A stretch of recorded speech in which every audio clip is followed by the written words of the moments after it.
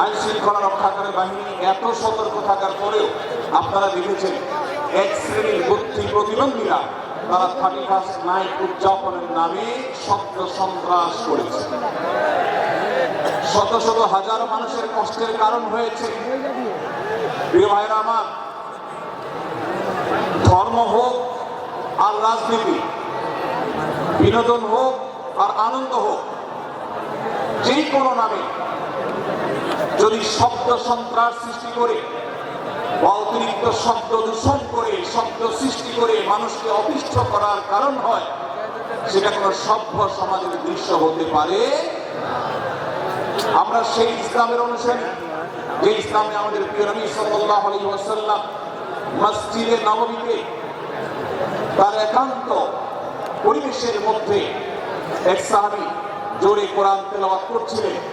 তিনি তাকে বলছিলেন, তুমি কোনো বধির রবকে শোনাচ্ছ না, তোমার রব সবকিছু শুনতে পান, অতএব তুমি তোমার এই উচ্চ কণ্ঠের তেলাওয়াত দিয়ে আশপাশের মানুষের ডিস্টার্বের কারণ হবে না। আমরা সেই ইসলামের অনুসারী, অতএব ওয়াজ মাহফিলের মাধ্যমেও যাতে কোনো মানুষ অতিষ্ঠ না হয়, মাইক ব্যবস্থাপনা সেভাবে করাটা মাহফিল কর্তৃপক্ষের যেমন কর্তব্য, ঠিক একইভাবে রাজনৈতিক সভা সমাবেশের নামে কিংবা বিয়ে বিনোদনের নামে যদি শব্দ সন্ত্রাস করা হয়, শব্দ দূষণ করা হয়, অতিরিক্ত শব্দ এর মাধ্যমে যদি মানুষকে অতিষ্ঠ করা হয়, তাহলে সেটি কখনো কোনো সভ্য সমাজের কাজ হতে পারে না। প্রিয় ভাইরা, এই জন্য আপনারা যারা তরুণ আছেন বয়সে, আপনাদেরকে আমি অনুরোধ করতে চাই, বিবাহ অনুষ্ঠানকে কেন্দ্র করে, আকিকাকে কেন্দ্র করে, নানা অনুষ্ঠানকে কেন্দ্র করে যে শব্দ সন্ত্রাস আমাদের দেশে হয়, এটি আমাদেরকে থামাতে হবে ইনশাআল্লাহ।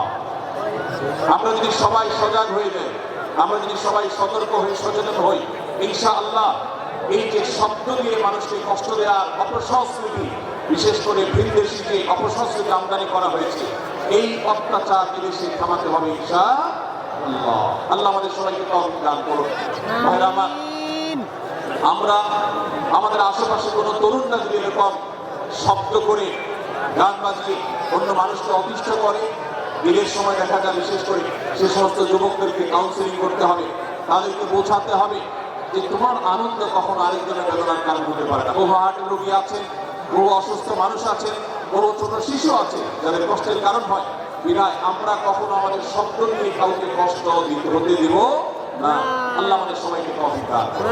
মাশাআল্লাহ, অনেকটা নিস্তব্ধ হয়েছে। আমি যে জায়গাটা ছিলাম আমরা সেখানে ফিরে যাই। সূরা হুজুরাতের দ্বিতীয়